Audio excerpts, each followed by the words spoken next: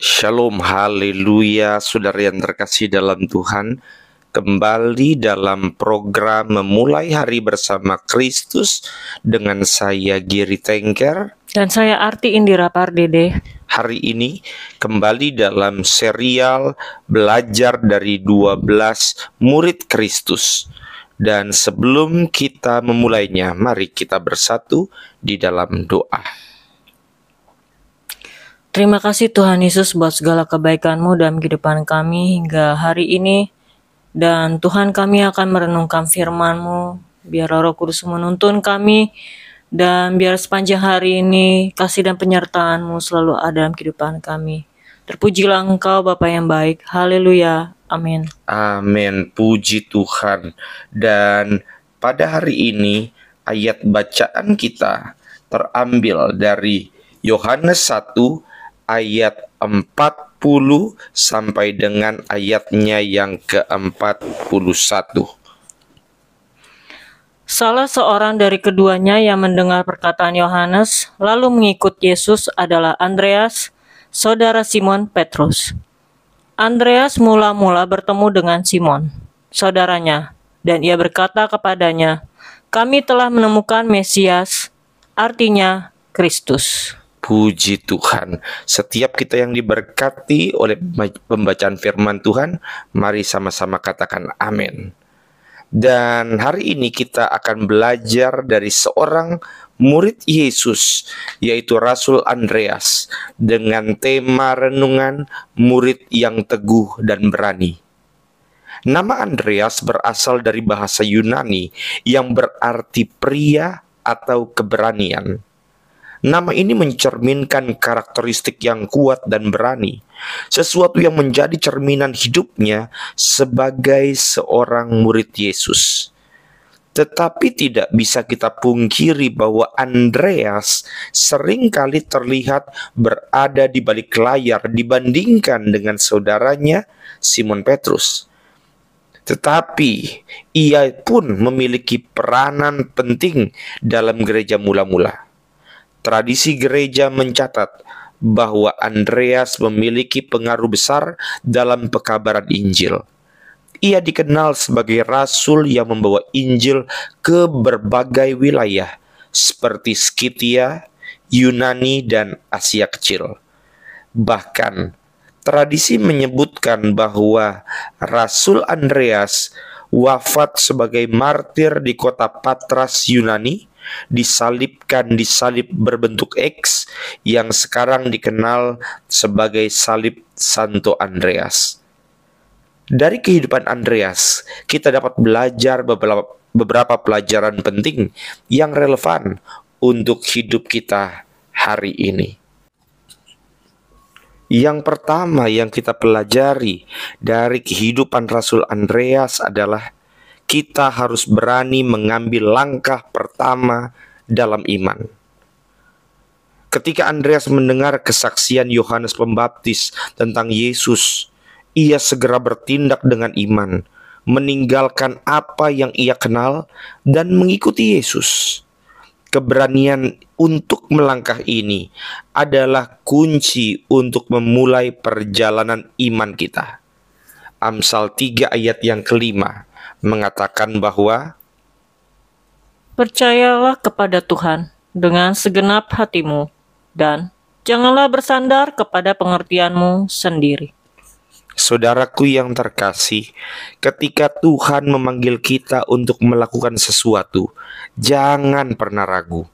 Beranilah mengambil langkah pertama, meskipun jalannya tampak sulit atau tidak pasti. Karena iman kita akan memimpin kepada rencana Tuhan yang lebih besar. Yang kedua, kita harus membawa orang lain kepada Yesus.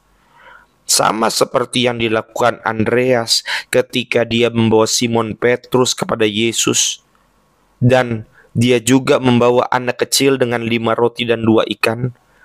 Tindakan ini mengajarkan sebuah sikap hidup yang harus kita teladani, bahwa kita sebagai pengikut Kristus, sebagai orang-orang Kristen, harus menjadi jembatan bagi orang lain untuk mengenal Kristus.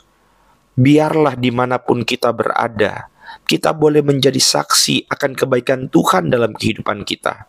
Biarlah melalui perkataan, melalui tindakan, melalui perbuatan yang kita lakukan, yang kita pertontonkan, makin banyak orang yang kemudian mendengar tentang Yesus. Hidup kita harus membawa orang lain kepada Yesus. Roma 10 ayat 14 mengatakan, Bagaimana mereka dapat percaya kepada Dia jika mereka tidak mendengar tentang Dia? Dan bagaimana mereka mendengar tentang Dia jika tidak ada yang memberitakannya? dimanapun Tuhan menempatkan kita, jadilah saksi Tuhan, baik di rumah, di tempat pekerjaan, atau bahkan dalam komunitas. Karena melalui kesaksian hidup, perkataan, dan tindakan kita, kita bisa membawa orang lain kepada Kristus. Yang ketiga, yang terakhir, kita harus setia sampai akhir, apapun resikonya. Seperti yang tadi sudah dikatakan, bahwa tradisi mencatat bahwa Andreas adalah rasul yang setia dalam melayani Tuhan hingga ia menjadi martir. Hal yang sama terjadi juga pada para rasul yang lain, di mana mereka setia sampai dengan nafas yang terakhir, bahkan menjadi seorang martir. Kesetiaan ini menunjukkan kepada setiap kita bahwa iman sejati tidak akan pernah tergoyahkan meskipun menghadapi penderitaan, pengorbanan. Mungkin di zaman modern ini, penderitaan yang kita alami berbeda dengan pada masa itu. Penderitaan yang kita alami sekarang ini, mungkin kita harus kehilangan kesempatan naik jabatan, kehilangan kesempatan untuk memilih koneksi karena kita memilih untuk tetap hidup sesuai dengan firman Tuhan dan tidak melakukan yang aneh-aneh. Tetapi itulah yang disebut dengan iman sejati. Walaupun mungkin kita kehilangan kesempatan karena kita harus melanggar firman Tuhan untuk mendapatkan kesempatan tersebut, tetapi percayalah bahwa selama kita setia mempertahankan iman kita, hidup benar, hidup kudus, biarlah Tuhan yang menjadi pembela setiap kita. Itu sebabnya dalam Wahyu 2 ayat yang ke-10 dikatakan, Hendaklah kamu setia sampai mati, dan aku akan mengaruniakan kepadamu mahkota kehidupan. dalam setiap tantangan hidup, tetaplah setia kepada Tuhan. Jangan biarkan tekanan, kesulitan, godaan dunia menggoyahkan iman kita. Dan Tuhan menghargai mereka yang bertahan hingga akhir. Kita belajar bahwa iman membutuhkan keberanian untuk melangkah, komitmen untuk membawa orang lain kepada Kristus, dan kesetiaan yang teguh hingga akhir. Jangan ragu untuk bertindak hari ini. Tuhan memanggil kita untuk menjadi terang bagi dunia. Iman yang bertumbuh dimulai dengan tindakan yang berani. Mari kita tutup dalam doa. Terpujilah Engkau Bapa yang baik yang kami sembah di dalam nama Tuhan Yesus Kristus.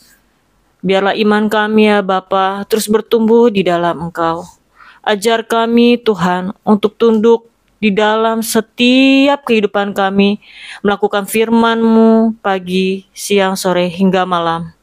Berkatilah suami kami, istri kami, anak-anak kami, bahkan seluruh keluarga kami dimanapun berada. Kasih Tuhan menyertai mereka, dan perlindungan-Mu yang sempurna ada di dalam kehidupan kami semua. Terpujilah Engkau Bapa yang baik, kami serahkan hidup kami sepanjang hari ini ke dalam tangan-Mu. Haleluya. Amin. Amin, puji Tuhan. Selamat melanjutkan aktivitas pada hari ini. Dan ketika kita memulai hari ini dengan pembacaan firman Tuhan, perenungan, kita percaya bahwa setiap langkah aktivitas kita Tuhan selalu menyertai, dan biarlah kasih Tuhan selalu menyertai dimanapun kita berada. Jangan lupa untuk selalu memulai hari bersama Kristus. Saya Giri Tengker. Saya Arti Indira Pardede. Tuhan Yesus memberkati. Shalom. Shalom.